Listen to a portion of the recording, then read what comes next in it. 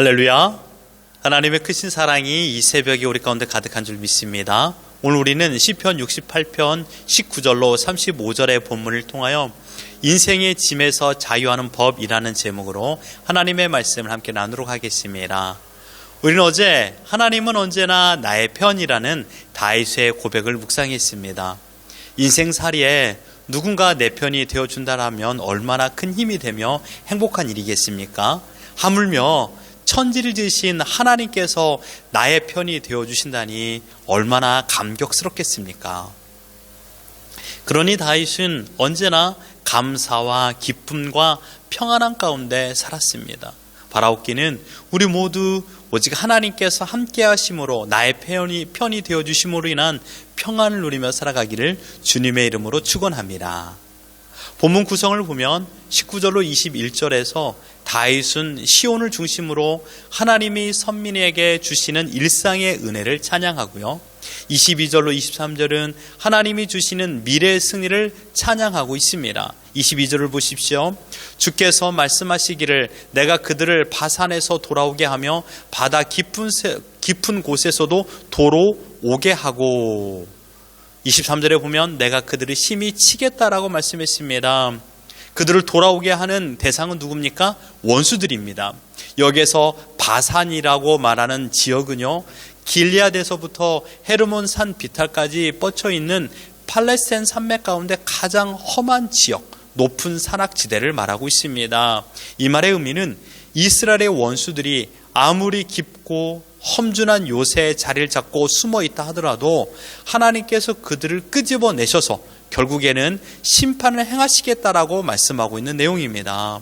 다윗은 이처럼 험준한 이곳들, 그러니까 깊은 계곡과 깊은 계곡의 바산과 바다 깊은 데를 원수들의 의신처로 묘사하고 있습니다. 얼마나 강력한 힘을 가지고 있는 자들입니까? 손쉽게 그들을 제압할 수가 없습니다. 이들은 외부로부터의 공격을 이겨낼 수 있는 최고의 수비력을 자랑하고 있는 자들입니다. 그들이 얼마나 힘이 강하든지 다른 나라는 그들을 칠 수가 없습니다. 다윗을 향한 원수들을 말하는 것이죠. 하지만 하나님께서 그들을 찾아내셔서, 얼마나 멋진 표현입니까? 마치 쪽집게를 사용하셔서 골짜기나 또는 바다 깊은 곳에 숨어있는 원수들을 뽑아내신다고 했습니다.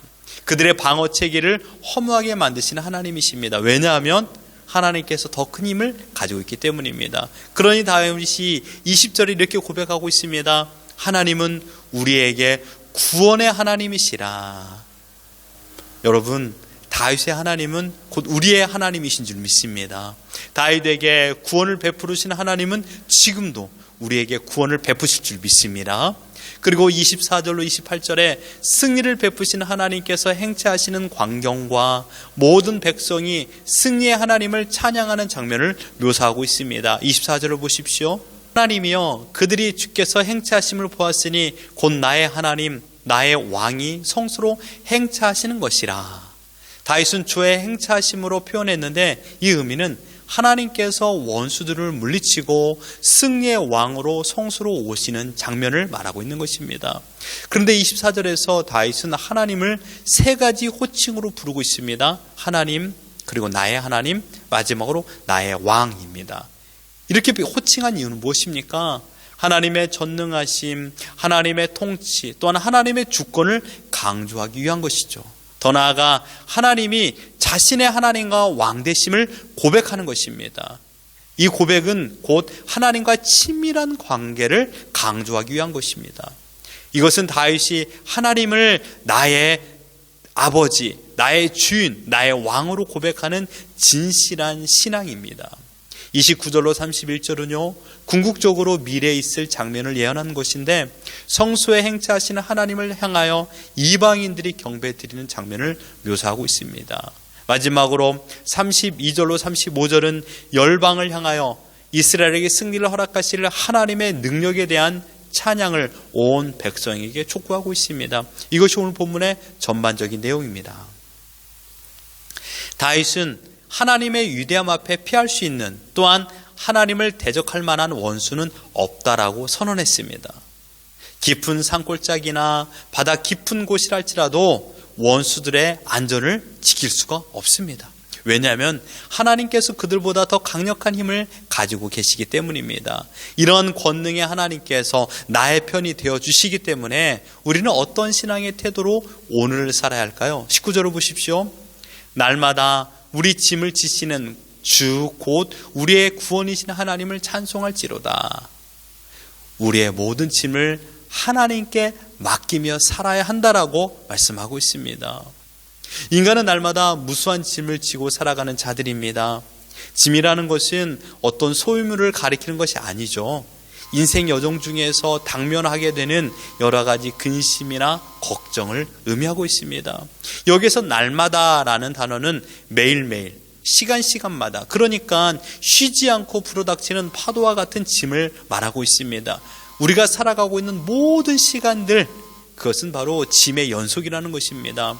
우리는 매일 혹독한 위험과 삶의 고통스러운 염려와 근심을 등에 지고 살아가는 자들입니다.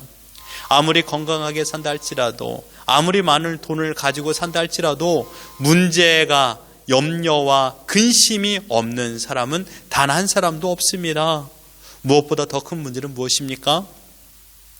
이 염려와 근심의 짐이 지금 나 스스로는 결코 감당할 수 없다라는 것입니다. 그러니까 짐이라는 것입니다. 내가 자유롭게 해결할 수 있다라면 그것은 짐이 아니죠. 내가 해결할 수 없기 때문에 짐이라고 우리가 표현하는 것입니다. 시편 55편 22절에 내 짐을 여호와께 맡기라 라고 말씀했습니다. 우리의 짐을 지시는 분이 계시다라는 것입니다. 짐을 지는 것과 짐을 맡기다라는 것은 동일한 표현입니다. 맡긴다라는 것은요, 던진다라는 것입니다. 곧 내 안에 있는 짐을 다른 곳에 던진다라는 것입니다. 짐과 나 자신과의 분리하라는 것입니다. 지금 우리가 살면서 가장 소망하는 것이 이것 아닙니까? 짐과 나와의 분리. 짐으로부터 자유하는 법. 우리가 그렇게 살기를 원하고 있습니다. 그래서 많은 사람들은 휴가를 내어 떠나는 이유가 무엇입니까? 그 순간만이라도 짐과 나와 분리하기 위한 것이죠. 하지만 그 짐은 결코 없어지지 않습니다. 무겁고 어려운 짐으로 인하여서 멀리 도망가 버리고 떠나버리는 사람도 있습니다. 나에게서 짐을 분리하는 바람직한 방법이 아닙니다. 현실 도피는요, 하나님을 신뢰하지 않는 행동입니다. 또한 순간을 모면하기 위하여 또 다른 방법을 도입했다가 더 큰 짐을 만드는 경우가 우리 주위에 허다합니다. 이것도 바람직한 방법이 아닙니다. 상대방 또 다른 사람을 의지하는 것조차도 하나님께서 말한 짐으로부터 자유하는 법이 아닙니다. 다윗은 인생의 짐에서 자유하는 법을 깨달았습니다. 그것은 단 한 가지입니다. 내 힘으로는 결코 이 짐을 나에게서 떼어날 수 없다라는 것을 먼저 알았습니다.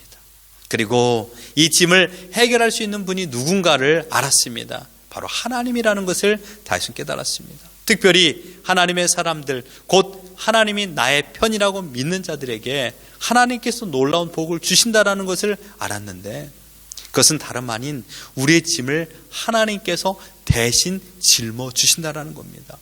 우리의 짐을 지시는 주, 곧 우리의 구원이신 하나님이 나의 아버지라는 사실입니다. 이 사실 여러분 믿습니까?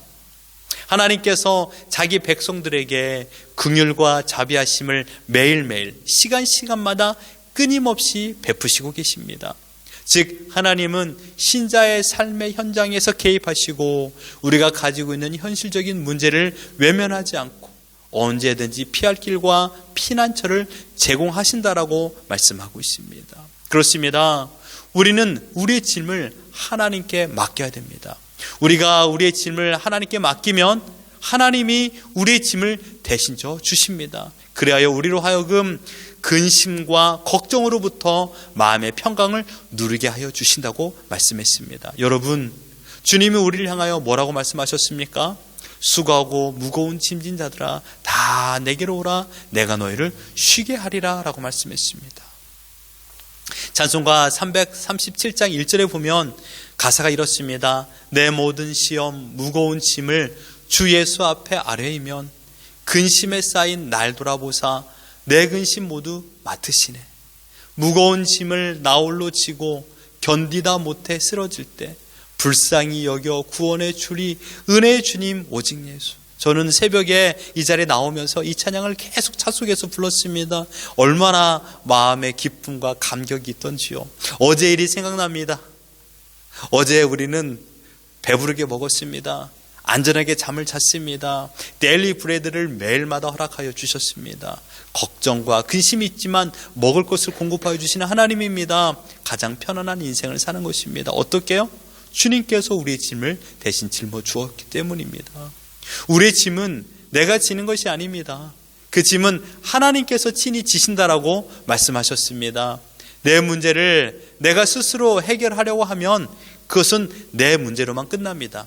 하지만 어려운 문제, 나의 짐을 하나님께 고백하고 아뢰면 그 문제는 하나님께서 풀어주십니다. 우리의 어려움과 힘듦의 문제를 하나님께 아뢰십시오. 하나님께 고백하십시오. 우리의 구원자 되신 하나님께서 우리의 짐을 짊어주십니다. 하나님은 나의 하나님이요 나의 왕이십니다.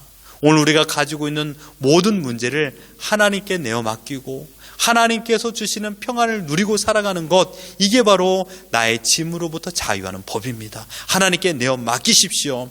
하나님은 모든 문제를 풀 수 있는 힘을 가지고 계신 나의 아버지십니다. 그 하나님을 의지하고 신뢰하며 하나님께서 약속하신 평안을 오늘 누리며 살아가기를 주님의 이름으로 축원합니다.